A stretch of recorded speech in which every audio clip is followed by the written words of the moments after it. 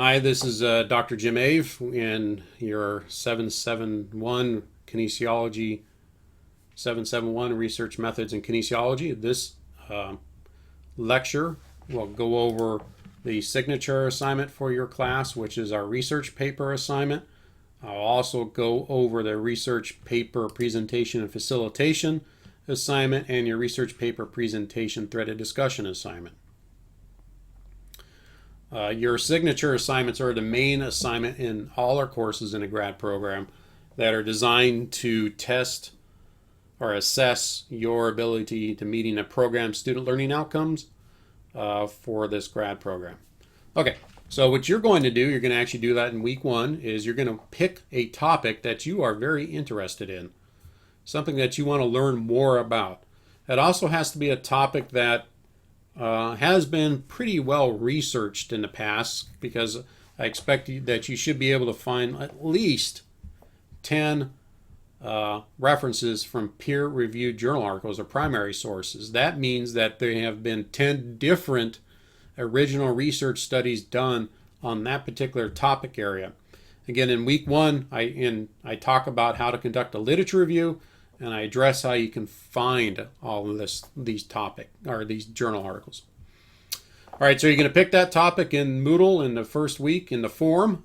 I will give you feedback if I say that sounds like a really good topic, or I'll say, no, I got some questions about what you're asking about or what your topic is. The other thing you should know is that I expect that the topic that you select should have something to do with the emphasis that you are enrolled in.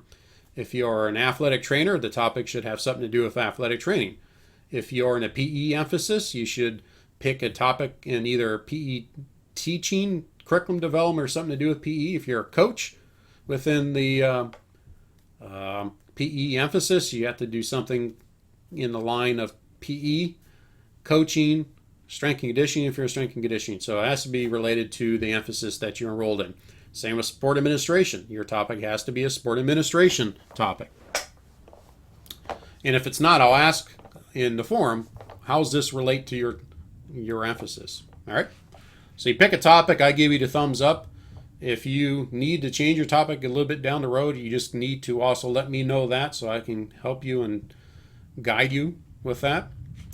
You eventually will need to use at least 10 to 15 peer-reviewed or primary sources for your topic, for your paper.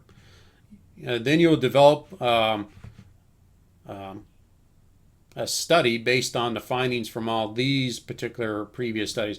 You will not actually do this study. You're pretending to do this study. This is a mock study. This is a pseudo study, whatever word we want to use for making up a study. So these are the areas that I expect you to make based on previous research. First, you're going to come up with a study title that meets the criteria discussed in the textbook. Then you'll provide an abstract, and typically the abstract is written after you've finished your paper, so it's the last thing you typically write. And the abstract is just a brief overview of the entire paper. It's just hits the main point in the purpose of the paper of the study. You need to limit the abstract between 150 to 250 words, and it should be one paragraph. You'll have some assignments in class, the learning activities, where I'll ask you to write an abstract, and I have the same word limitation and paragraph limitation. The next part of your paper is called the introduction, and you'll start your introduction on a brand new page in your paper. And what the introduction should provide is all the background, a theoretical background from the research. When you listen to the lectures this week about the different steps in research and the literature review, you'll see that this is our literature review. So you need to provide the justification for why we should even do this study. Again, you're pretending to do this study. This is 5 paragraphs minimum. The next section is a purpose statement. It's typically just one purpose statement, and you're going to have plenty of time to learn how to write these purpose statements, then the research question, and null hypothesis, because I'll go over this quite a bit throughout our class. If you have one purpose statement, you should have only one research question and one null hypothesis. If you have two purposes for your study, then you have two research questions and two null hypotheses. Okay? Okay, our next part of our paper is the most important part, which is the research methods part. And it's worth 50 points total. And the methods need to be appropriate to test the stated research question and or hypothesis. Obviously, that's where this class is about research methods. So I expect you to design a study based on previous research. You should be using the research that's out there to help you design this section of your paper. And if you are modeling your research paper assignment in this particular area, you should be citing the sources. Where did you get all this information for the research methods? Again, as I've said before, I expect you to give credit to everybody because you're not the expert. Give credit to where credit's due. It's never wrong to oversight. It's always wrong to undercite. All right, so you have 5 areas in your research methods section. Your first area is the study design. Here you want to explain, we're going to talk about a lot of different research methods in this class, or study designs. Which design did you use, and why was it used? What makes it that particular design? Okay, that's 1 to 3 sentences, about 5 points, or it is 5 points. Next section is who was in your study, the participants. What are their characteristics? How were they recruited? Again, you're going to be reading a lot of journal articles, and you'll see how authors of journal articles are doing this. So yours paper should look and read pretty much the same. The third section is the instrument section. This is where, as you'll read in journal articles, how you need to describe what the instruments, questionnaires, or tools that were used to collect data. And you need to explain it in such a way that I can use the instrument after reading that paragraph or two. You need to provide the validity and reliability of the questionnaires and instruments and all that type of stuff. The most important part of this section is the methods and or procedures section. My expectation for this part of the paper is that I should be able to read just this section of the entire paper and be able to redo your study just by reading that section. I should be able to follow it step by step to collect the data and to do the study by reading, just being able to read it. I should be able to replicate it. Your methods also need to be correct to answer the research question or test your hypothesis. Again, you're basing this off previous research, how other people have done the research. And again, cite your sources. The last part of the research methods section is the data analysis. How are you going to analyze the data? Again, what did the previous research do? What statistical methods were used? And then you need to provide a level of significance, which you hopefully understand here in a couple weeks. All right, so next part of this research paper assignment is called the results section. What do you expect the results for the study to be? There's 2 different ways that you can go about writing this part of the paper. You can make up numbers based on the previous research. Look at the research that you're reading and you see how they, the data that they collected, just base it off that, doesn't it? And again, cite the source, or you can use the data from a previous study. But again, cite the source. What I want you to provide is the demographics. That is how many males, females, the age of the subjects, those type of things. You'll see that in the articles that you're reading. Now the next section is the descriptive statistics. This is you need to provide the number of subjects, the means for your data, whatever you're collecting data-wise, the standard deviation, the standard error, and other descriptive statistical information. Again, we're covering that in this class, so hopefully you understand what all that stuff means. The third section is the statistical analysis. I want you to place your research question, then answer the research question using both descriptive statistics and statistical analysis data. I have a video lecture a little bit later in the class to teach you how to do this.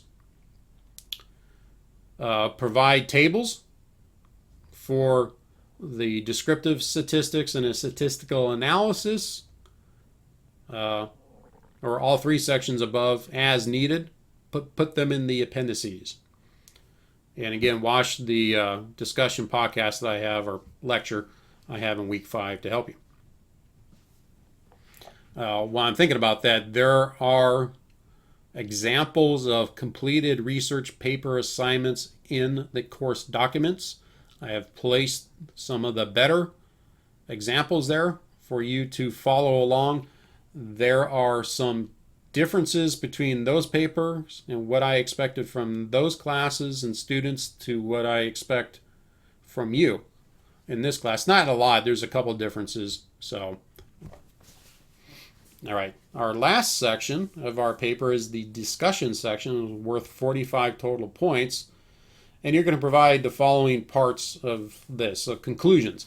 What's the main findings of this study? It should be pretty brief, maybe 1, maybe 2 paragraphs, depends on, you're basically restating the purpose of the study was to this, and then it was found that, okay? You're not going to use numbers here, you're going to use words to describe what was found. The second part is the discussion. So what you want to do is, how were the findings or conclusions from this pretend study related, linked, tied into the previous research that you were describing in your introduction? Did the findings of this study support or not support the previous research conclusions? Why is that? This is the so what part of this paper. The third area is the recommendations, and this is a critical point. What I want you to do is, what do the possible results and findings and conclusions have to do with your particular area? How's it linked? How can this information be used? If you're a PE teacher, you want to read this section and learn how you can use this information. What's the recommendation for using the findings in your particular area? Again, in your emphasis, address just that emphasis. You don't have to address everything in kinesiology, just your area. This is a new area, a new section that you won't see in any of the previous papers, research paper examples, is application. What I want you to do after you talk about how are some general ways that you can apply this in application is, how can you use this in your profession? I'm going to allow you in this section, and this is the only section in this entire paper, I'll allow you to use the first person. Everything else in this paper should be written in the third person, which is removing yourself from the paper.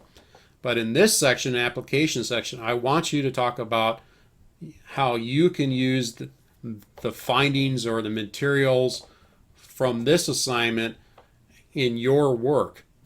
So write this in the first person. What's the big ideals here that are impacting the way you do your job? We talked about in the syllabus overview the evidence-based academics. I want to see how you can use the material from this assignment in your work place. All right, so then you have a reference page following APA right after on a brand new page after you finish your writing your conclusions section. Then you have APA. You're going to appropriate type, references, appendices, all these type of things, and these are how I'm grading you. Your paper should be double spacing, 1-inch margins, both top, bottom, left, and right. 12-point font. Use either Arial Times Roman. Now, there is a thing in default in Microsoft Word that has messed up the spacing between paragraphs. Fix that in your papers. I have a video in a Moodle training class that teach you how to fix that. Please fix it. I will end up taking points off your papers if you do not change that. Again, cite all references within the paper following APA. Provide section titles following APA. Provide page numbers like I have down here. Provide a title page.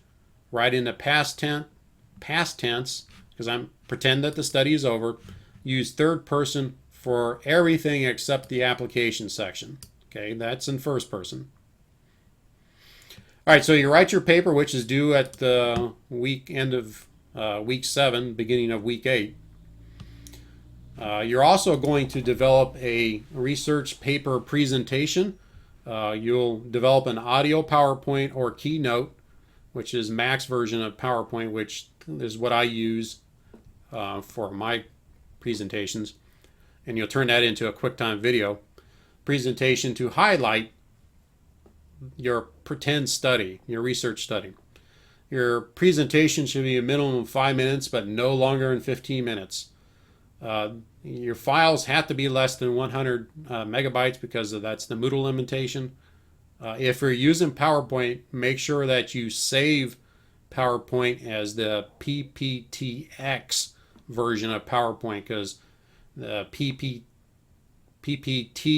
file format will not save your audio.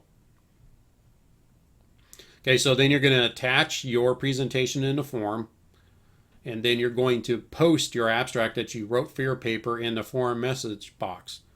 Then I also want you to provide 3 or 4 questions that you'll have other students in the forum answer. What kind of questions should you ask? Questions that you had when you're going through this.